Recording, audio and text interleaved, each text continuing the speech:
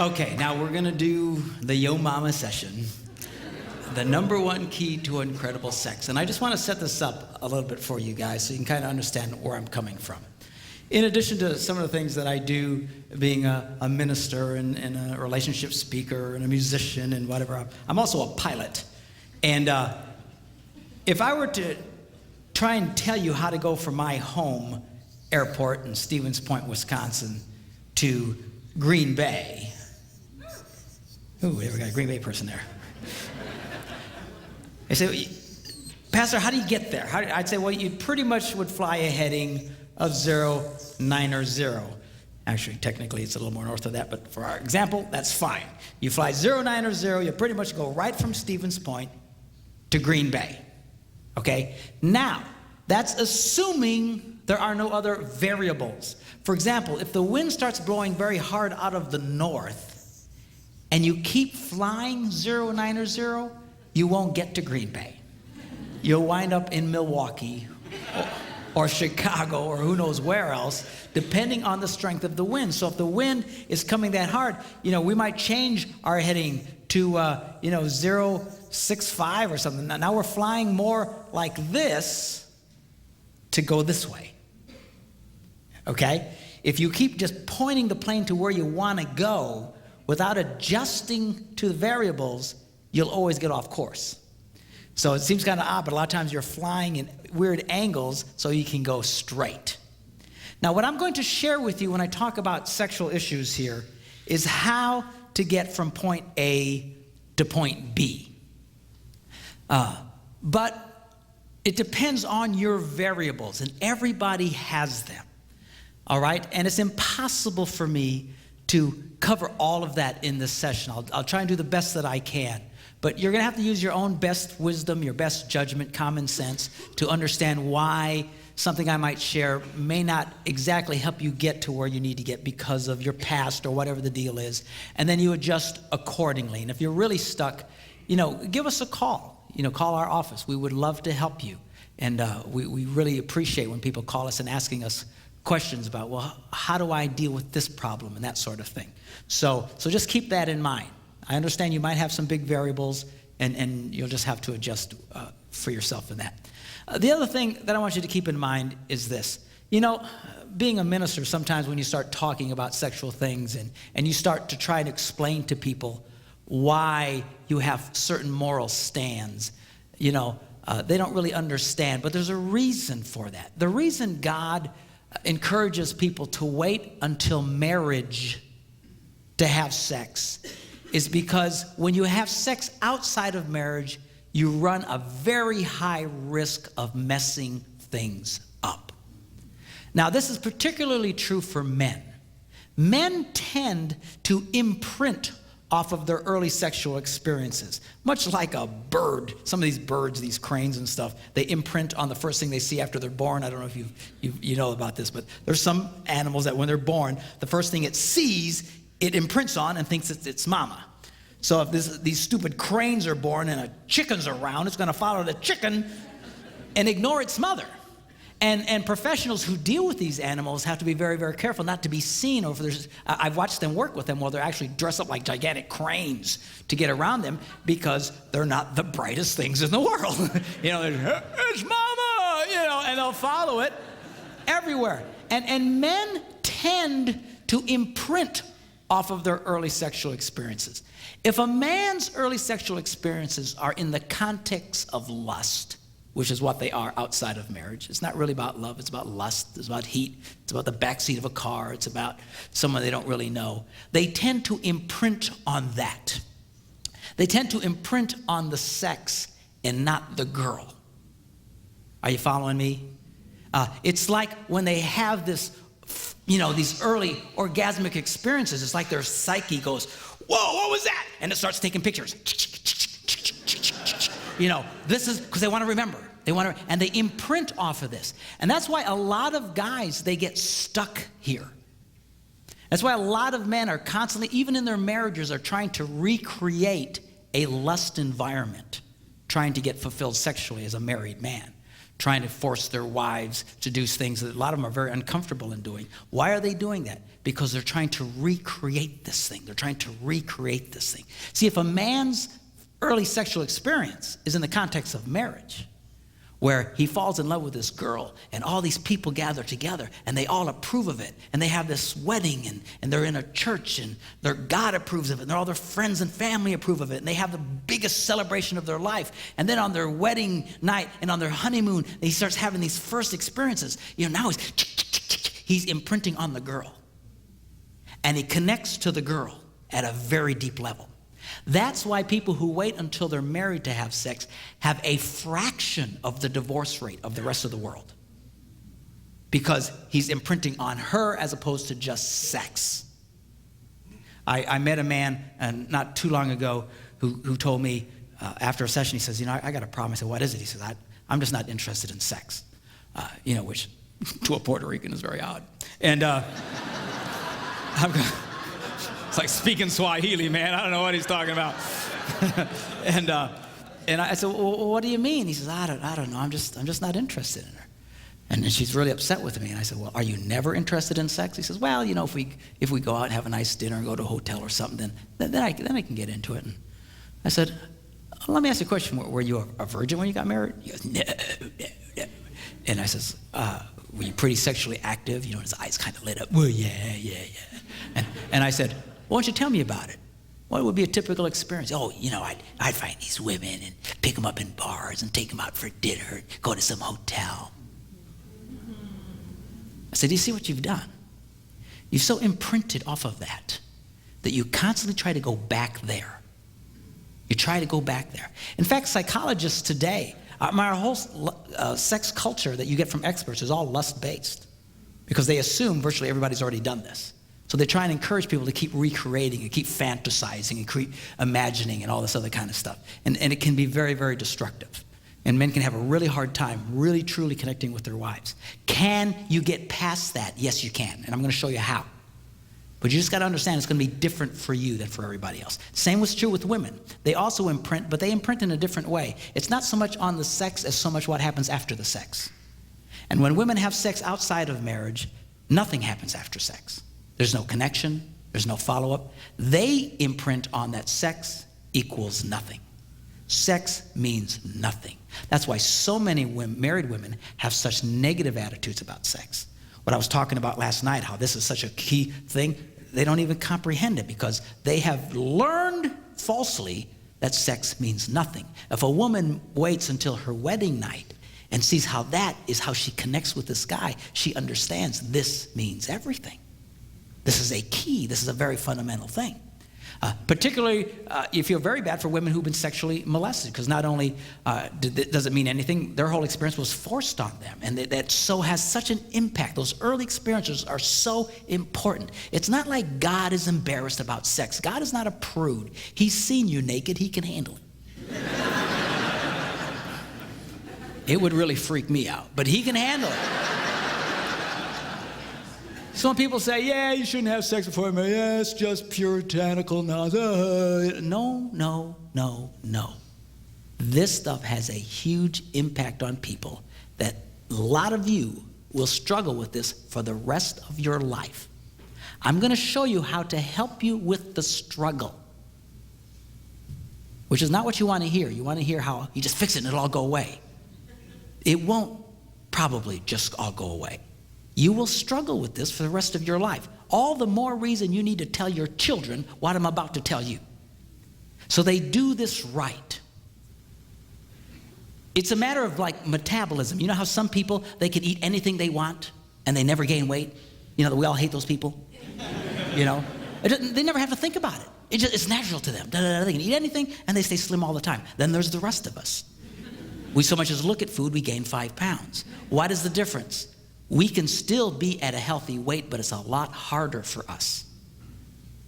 It's a lot more work for us, a lot more energy for us to get into a healthy place. What I'm talking to you about has to do with sexual metabolism. If you do this right in the beginning, those people have an automatic, natural, healthy metabolism.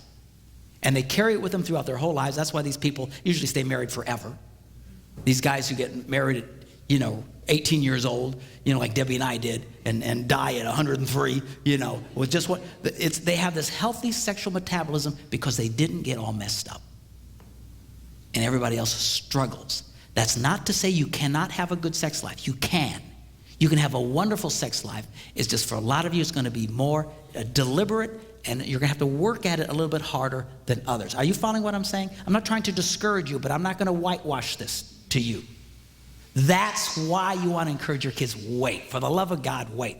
And particularly for women, not only psychologically, they have now determined through research that women physically do not respond the same after they've had multiple sexual partners. Women typically, when they have sex, they release a chemical called oxytocin into their bloodstream.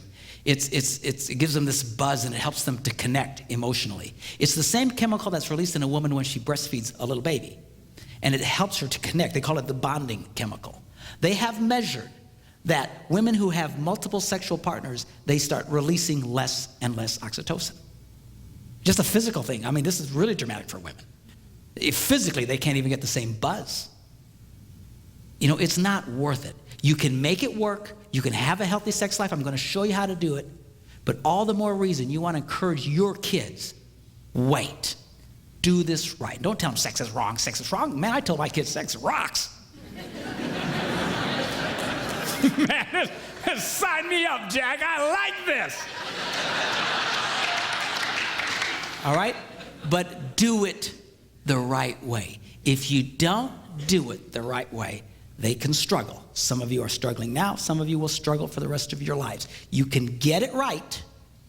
Just your metabolism is going to be different. It'll take more energy, and that's okay. Are you hearing me? Don't get discouraged. You can still do it. It'll just be different than if you would have waited. I wish to God we'd all waited. I know we didn't. And it depends on the amount of damage. I mean, just because you had one or two, it doesn't like you're seriously damaged. But some people who've really been into this stuff before they got married, you struggle. I know you really struggle with this stuff. And hopefully what I share with you in this session will really help you. Okay, y'all okay? You ready?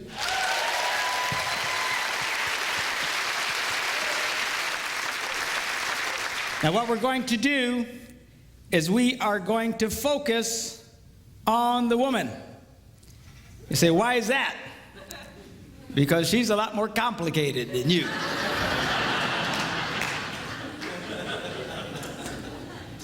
Thank you, dear. So we're going to focus on what it takes for a woman to experience great sex. You see, all a man needs for great sex is for you to show up.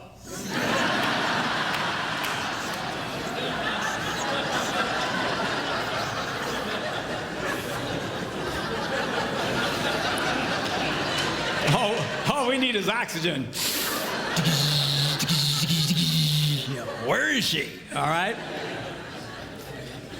All right, so guys are easy. Women are a little bit more complicated, and we're going to approach this. And again, keep in mind, I'm going to be dealing with this issue from a stereotypical standpoint that a man is more interested in sex than his wife. If you're the opposite, you just have to interpolate, and a lot of the same rules apply. All right?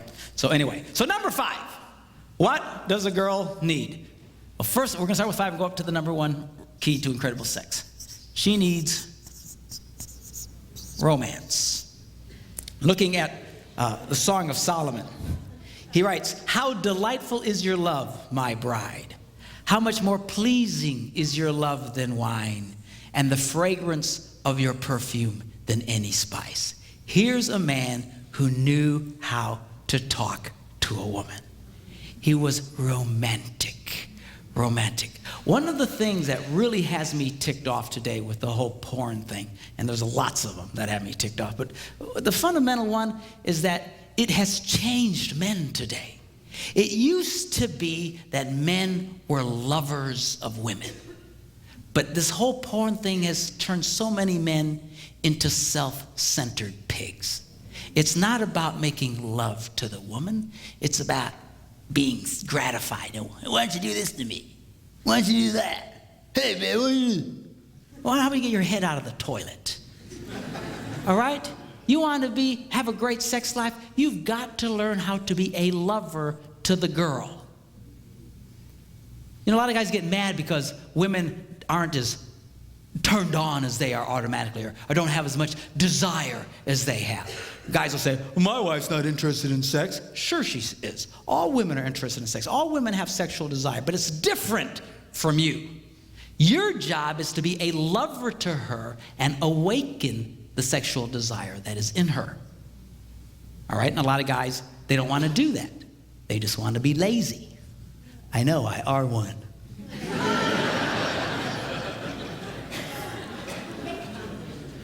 The guy should focus on the girl. It should be the man's goal to bring his wife to orgasm. You know, and you usually can tell by the way she responds, the little oohs and the ahs, and some of y'all it's yee-haw!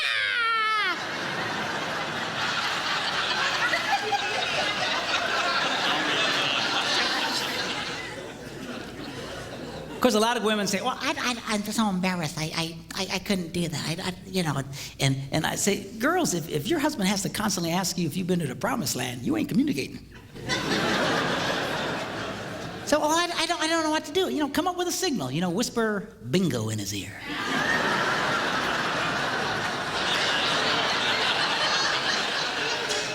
It makes for great code later. You can talk around the kids. They have no idea what you're talking about. Hey, baby, you up for some bingo later? Yeah, I can do some bingo, you know. Your kids will say, man, you ever see mom and dad play bingo? What's with the bingo thing, you know?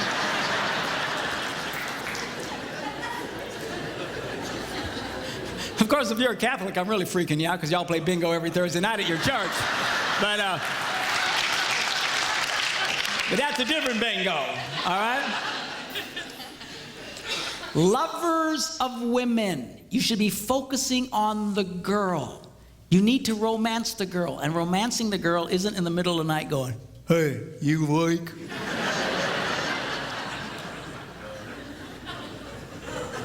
Say, well, I'm interested then. Well, you know, look, if your wife likes you waking her up in the dead of sleep, then go for it. I don't care. The minute you feel turned on, you don't have to be immediately gratified. All that's doing is God reminding you, be nice to the girl. Be nice to the girl. Be nice to the girl. All right? And then that should kick you into your romantic mode, not your, hey, come here, baby. Help me out, will you?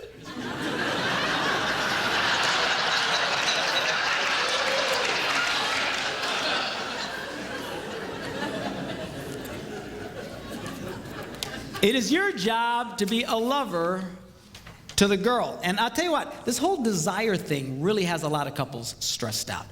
Because we've always heard, you know, all of our lives and all the books and all the sex education, this is how it works. You know, desire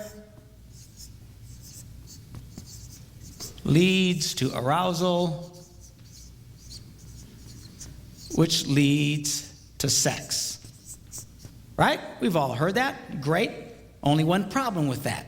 It's not true for millions of people, particularly women. There's some guys, this works for them too, and they really struggle because they, you know, I'm a man, I should be this way, but a lot of people, they're not. A lot of women exhibit little to no desire at all. And then they feel badly about themselves because they think, well, I should. I should. Who told you you should? Some stupid textbook? Who cares? I have discovered, asking couples and interviewing them, that, you know, this whole desire thing, a lot of guys, yeah, she's just not ever interested in sex. She doesn't want to have sex. And I said, really? I said, well, let me ask you a question. Will she have sex with you? Well, yeah.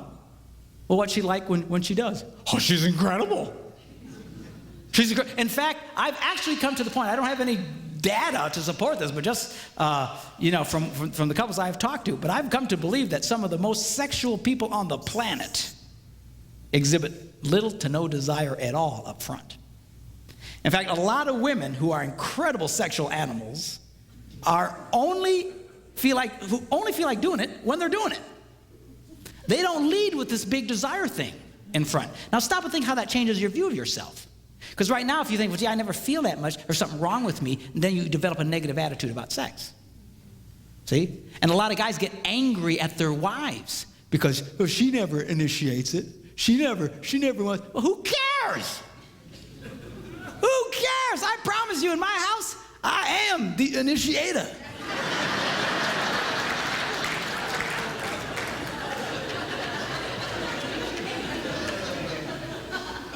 I am the initiator.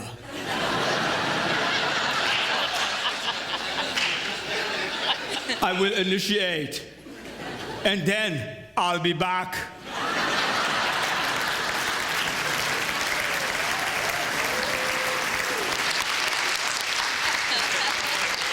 Who cares? Who cares? This has really got a lot of people messed up. I'm telling you, a lot of women, it's just not there until you start waking it in her. Okay? So you've got to learn to be a lover to the girl. Learn how to awaken the desire that is in her. Which leads me to the next point, which she needs foreplay. Now you're preaching, brother.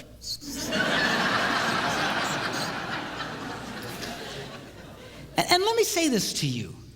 You know, a lot of guys' way of initiating sex is they'll ask their wife, you want to have sex? And the answer more often than not is no.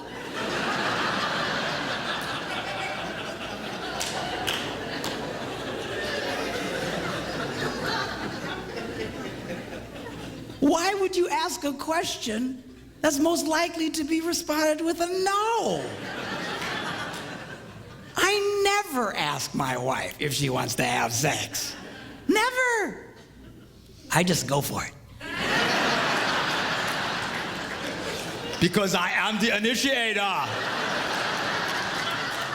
You may not feel like it now, but you will when I'm finished.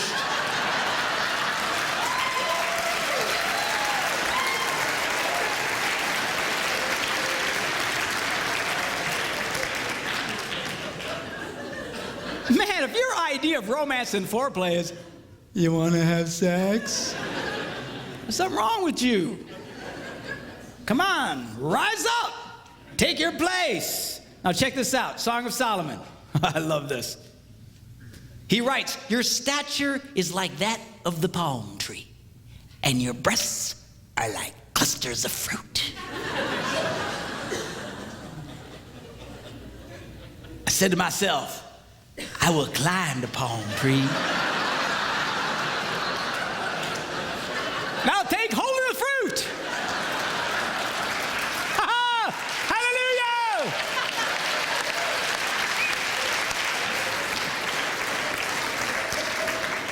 Now the problem here is most guys don't want to take the time to climb the palm tree. They just want to hop in a cherry picker and swing in and grab the coconuts. Hey, baby, come on. You want to have sex? You awake? Come on. Stop that.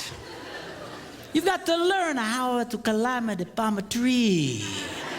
You got to learn how to touch the girl, how to romance the girl. And you need to be romantic. You got to mix it up. Don't be so puking predictable. A lot of you guys, the minute you touch her, she knows what's coming. Why does she act like that? Because you're so obvious. You're so predictable. Women are not interested in a formula. Men are by nature formulaic. You do this, you do that, you get that. You do this, you do that, you get that. You do that. All right? And she knows, you do that every time with her. She just, get away from me. You need to mix it up. Got to learn how to climb the palm tree. You really want great foreplay? Turn it into a 24-hour deal. I call it slow roasting your woman.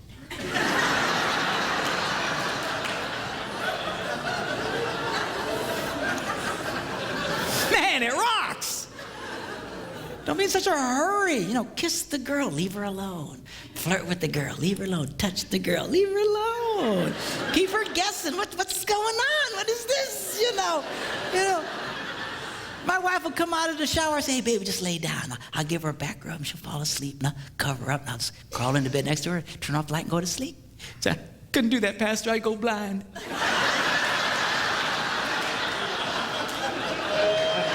You won't go blind. You've got to learn how to climb it up on a tree. Take it a time. Don't worry about this desire thing. You see, I'm waiting for her to have all this desire out in front. Stop. You're going to be a very old man before you have sex again.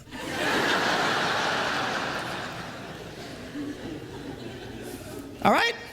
Number 3, she needs time. Check this out.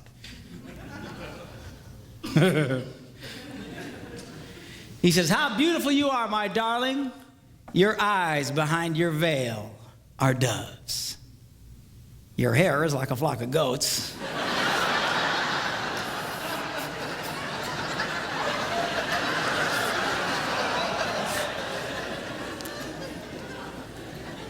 Not my choice of words, but apparently 4,000 years ago, this was hot talk.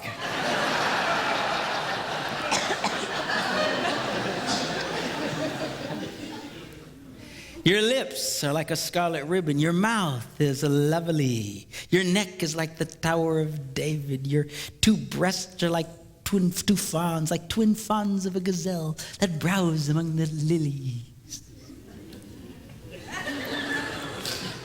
And check this out. He says, until the dawn breaks and the shadows flee. In other words, all night long. This dude had to be in his 20s, man, I'm telling you.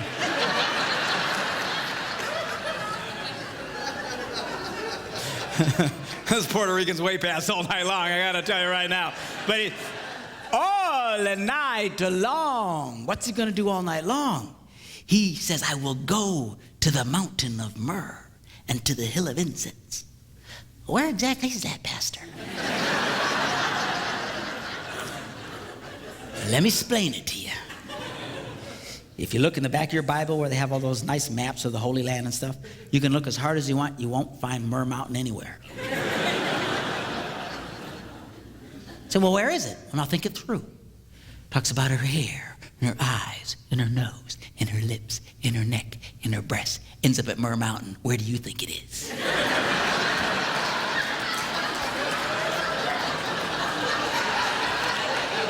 That's in the Bible? Yes, it is. And the wild thing is he's there all night long. Which brings me to a very delicate subject. And for the love of God, don't raise your hands or point out anyone. But this is a problem for a lot of guys. I was watching this TV show once. My wife was in the hospital, and I was in the hospital with her, and we're just kind of killing time watching TV and flipping through the channels and all these daytime shows and different chick shows, talk shows, and we hit this one, and the lady says, today we're going to be discussing why women have a difficult time achieving orgasm. I said, okay, I'm in.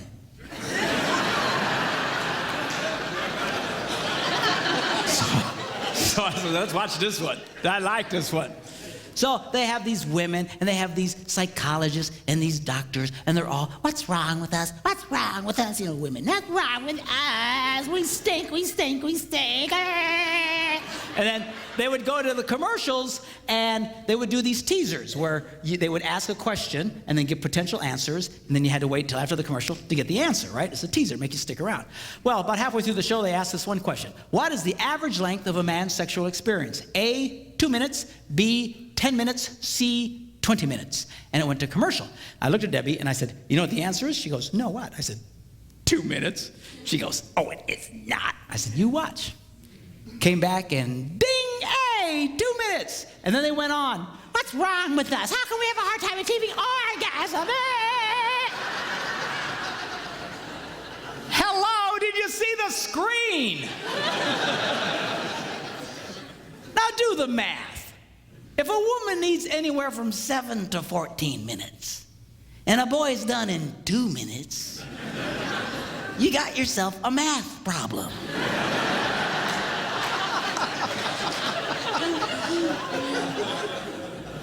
And the worst part of it is, 2 minutes is the average.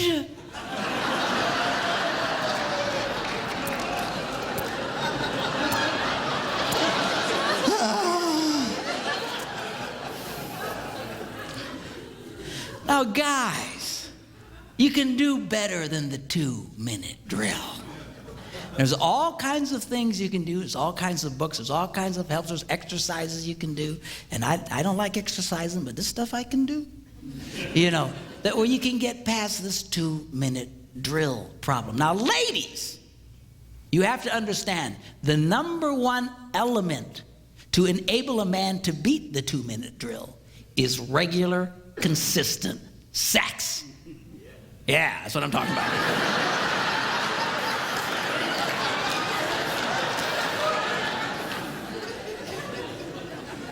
You make a guy wait for 2 weeks, and he ain't gonna last 30 seconds for crying out loud. All right, you need to help this boy become a lover to you. You gotta help him get his stamina up, all right? But you gotta be focused on the girl. Now, if all you are is focused on yourself, a lot of guys, that's 2 minutes is more than enough time. It's all about them. Oh, get my release, okay, thanks. And then they wonder why she doesn't want to have sex later.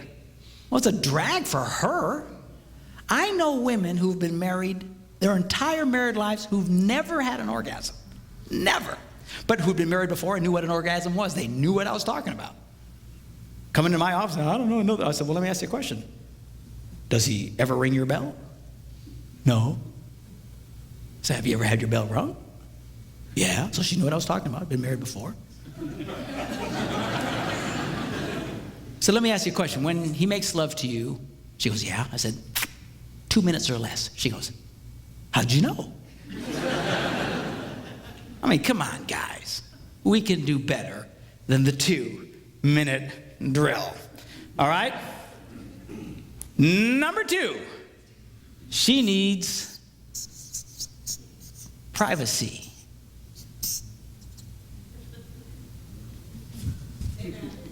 Amen. He writes, let us go early to the vineyards, secret place, private place, to see if the vines have budded.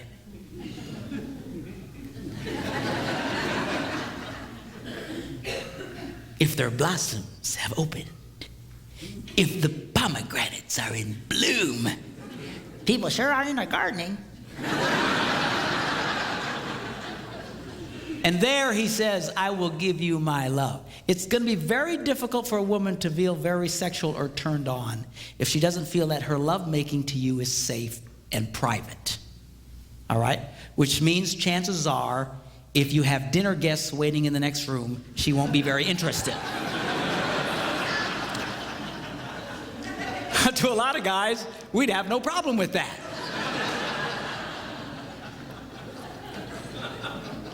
Make yourselves at home. There's Doritos in the cupboard. We'll be with you in a little bit.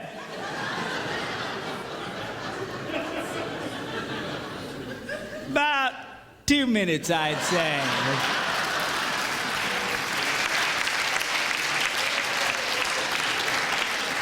She's not going to be interested in that, you nitwit. That's why for a lot of women, just having children makes it difficult for them to feel very sexual. I call children the anti-sex. Because they're always around, it's always around, and it's hard for them to feel very sexual. You got to work with her on that. And ladies, you know, there's locks on your doors, use them, you know. You can't just neglect the sexual needs of your husband until they're 18. Don't worry, honey, they'll be gone eventually.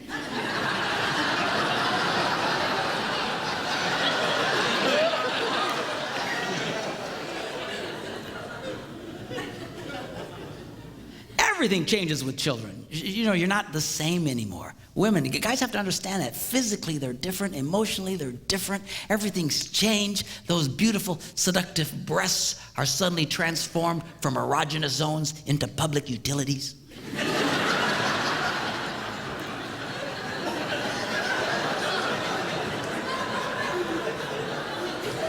And guys, she's being touched all day long.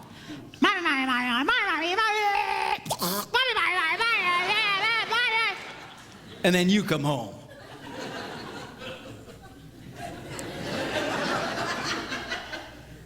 Hey, baby.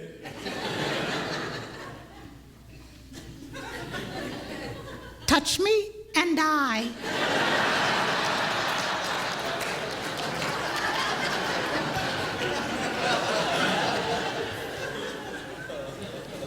You know, you hang a couple of monkeys from your testicles all day long. See how you feel at the end of the day.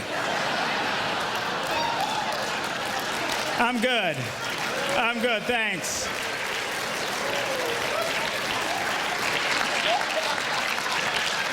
I'm okay, thank you. Thanks for asking. I'm good. I'm good.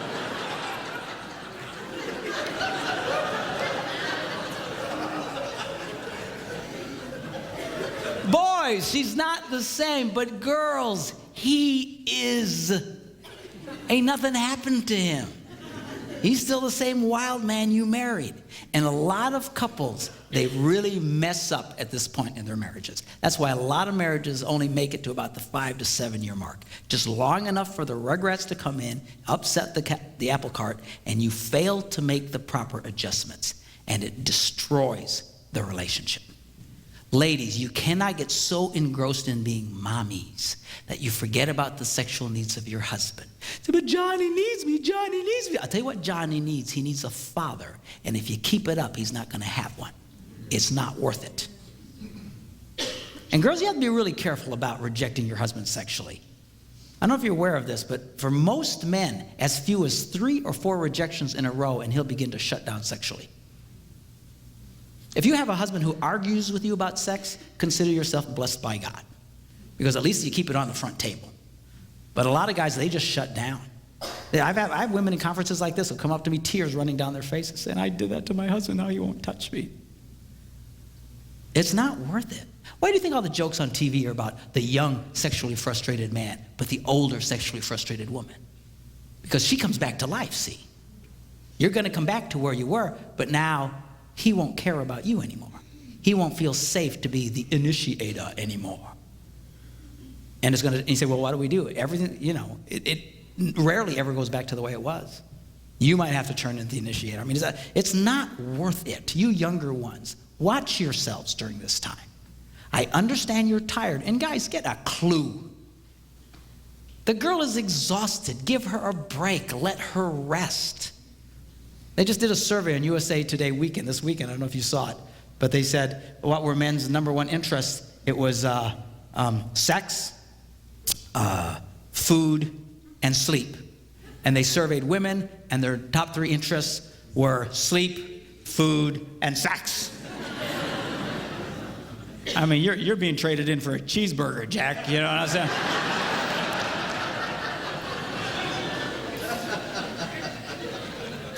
Help the girl. Let her rest. Give her a break. You want her to be a lover to you? Let her take a nap. You take the little rugrats for a while. Let them peel your brain apart.